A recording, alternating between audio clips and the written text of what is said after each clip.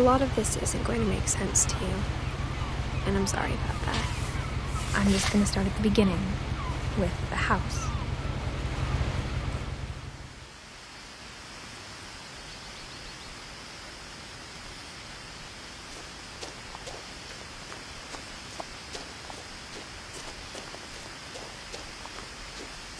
I lived here until I was 11, but I wasn't allowed inside half the rooms.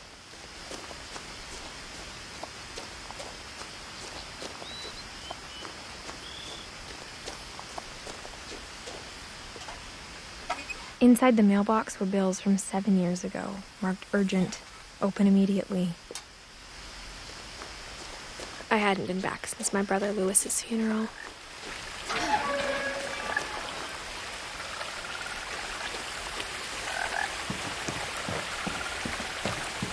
In her will, my mother left me a key, but didn't tell me what it unlocked. Maybe she thought I'd know, or she thought that the mystery would be enough to bring me back.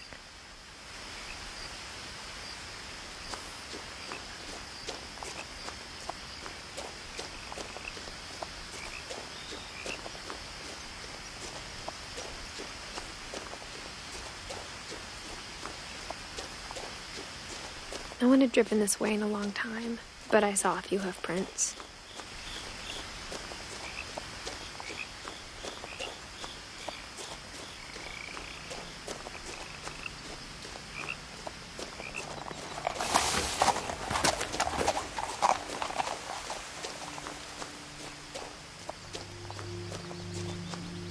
The truth is, even after I inherited the house, I never thought I'd come back to it. But now I had questions about my family that only the house knew the answers to.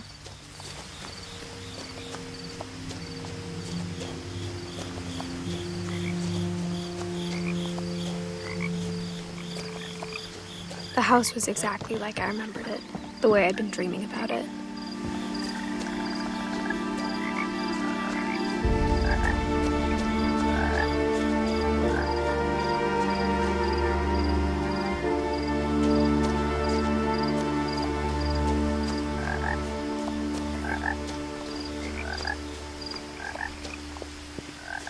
As a child, the house made me uncomfortable in a way I couldn't put into words.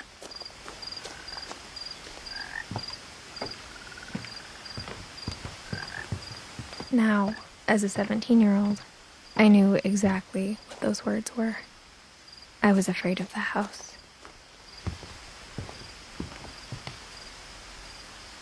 I hoped the key might unlock the front door.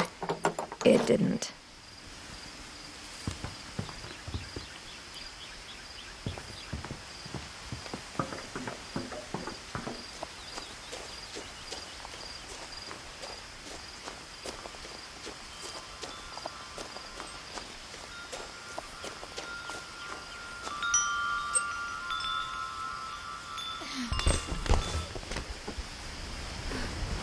Crawling through the doggy door used to be a lot easier when I was 11.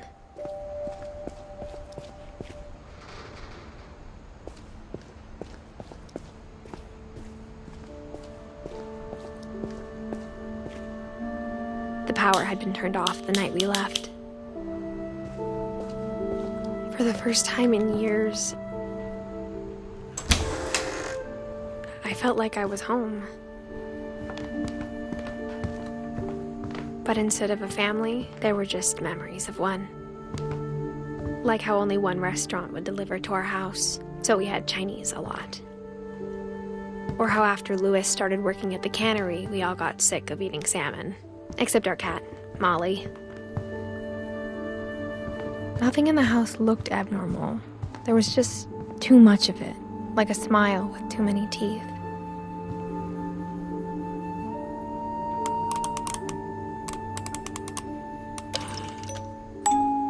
Great-Grandpa Sven built a music box for Barbara, along with the rest of the house. Mom always told me to stay out of the basement, so I wasn't too surprised when the key didn't fit.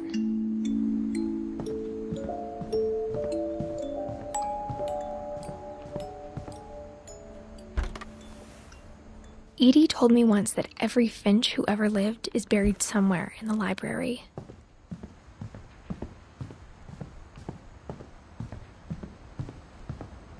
Even the fireplace had a story. Edie told me the bricks came from the original house, after it sank.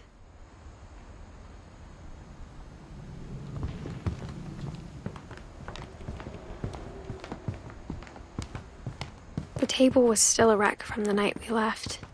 My mom was the only one of us who could imagine Great-Grandma Edie living in a nursing home.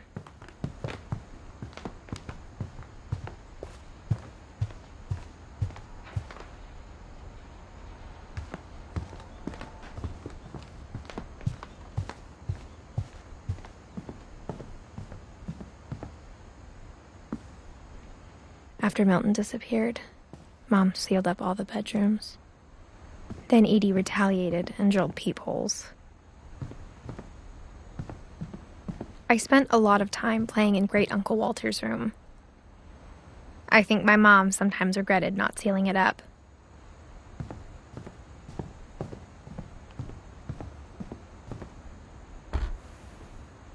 Molly always seemed like a girl I could imagine being friends with, if she hadn't died in 1947.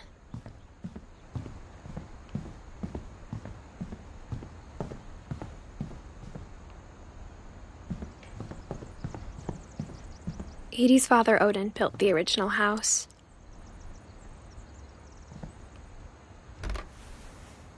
Barbara was a child star for 2 years, until America grew out of it.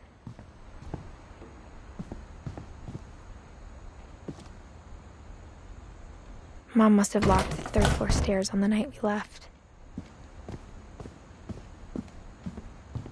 Whenever people ask me about my family, the first thing they always want to know about is Barbara.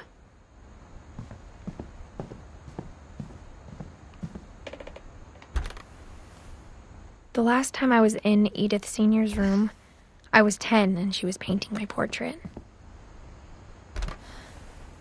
As a kid, I just assumed every house had peepholes and sealed rooms you weren't allowed inside of.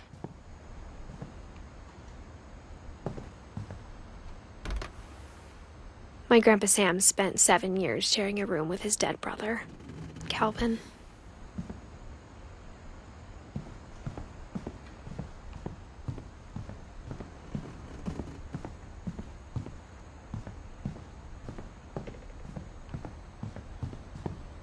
Lewis told me there were secret passages, but I never believed him.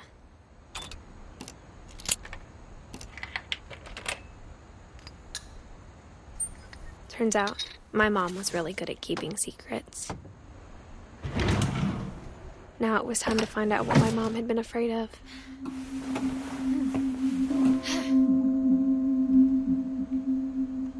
From the paintings on the wall, it was clear my brother Milton had been here before me. Reading this, maybe it sounds like I had a plan, but I had no idea what was behind that door. Just like I had no idea where all this was gonna lead.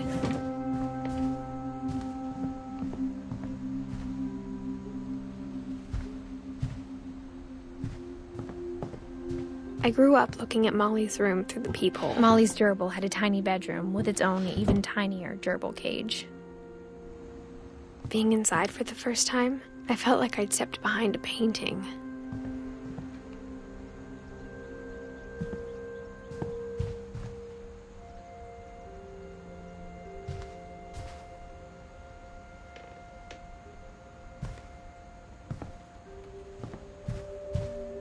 I got the sense Edie had spent a lot of time here, before my mom sealed the doors.